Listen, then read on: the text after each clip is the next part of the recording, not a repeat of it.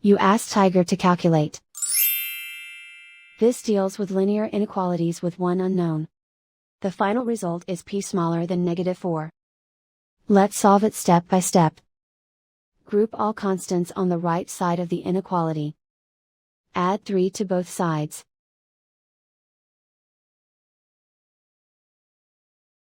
Simplify the arithmetic.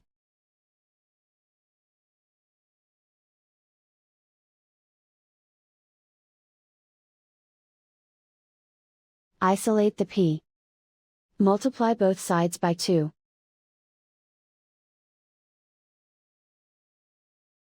Group like terms.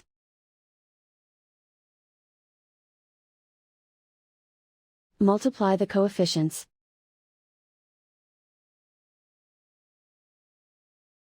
Simplify the fraction.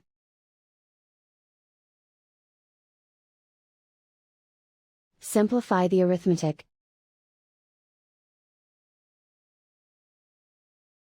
Plot the solution on a coordinate grid. And so the final result is p smaller than -4.